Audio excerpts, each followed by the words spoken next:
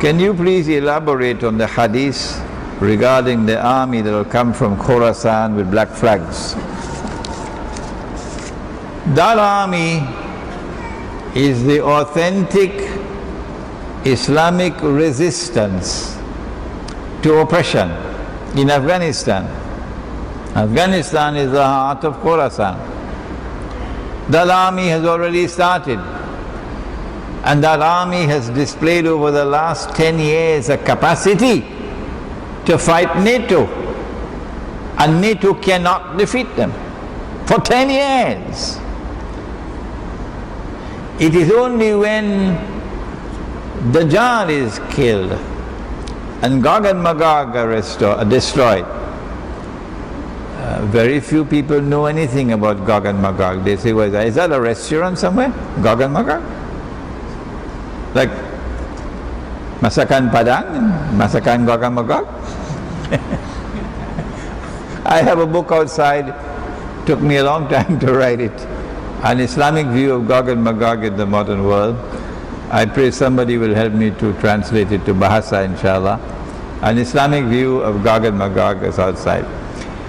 When Dajjal is killed and Gog and Magog are destroyed, after the Malhama takes place, electronic warfare is not possible. No. Your cell phones ain't going to work anymore. No, you probably won't have electricity after that. No. So it's going to be conventional warfare as before with horses. It is at that time the Prophet said, alayhi salatu wasalam, that the army will now be unstoppable from Khorasan, marching in a straight line, liberating every territory in a straight line until it reaches Aelia, the Roman name for Jerusalem. And at that time, when they reach Aelia, then said the Prophet alayhi salatu wasalam, لَتُقَاتِلُنَّ الْيَهُودِ, the hadith is in Sahih Bukhari, Sahih Muslim, we will most certainly fight the Jews. Not all Jews. No, that's lazy scholarship. We don't want lazy scholars. No, not all Jews. لَتُقَاتِلُنَّ الْيَهُودِ, you will most certainly fight the Jews. Which Jews? The Jews who are oppressors. Not the Jews who are standing with us and resisting oppression. There's a Jewish scholar in London who has been interviewing me on Skype. He's Jewish.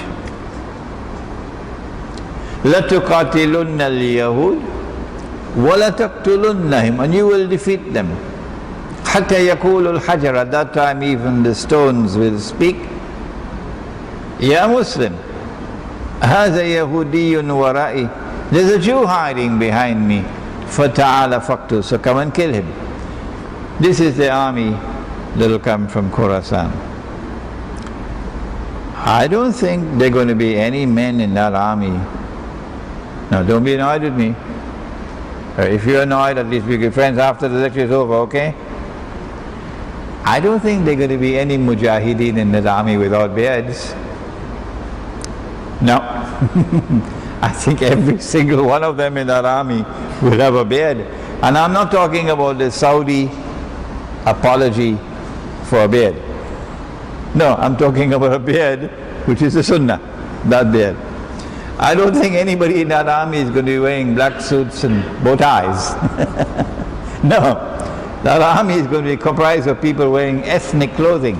Ethnic clothing. You know, sometimes in KL, I'm the only one wearing a sarong. Yeah. So I asked, where the Malay? Nobody is wearing a sarong. That army will have people wearing ethnic clothing. I don't think they'll be eating with knife and fork. No, that army will come from Khorasan, who will be eating the Sunnah way. Allah gave us knife and fork here. But mashallah, the Malay like to eat with their fingers.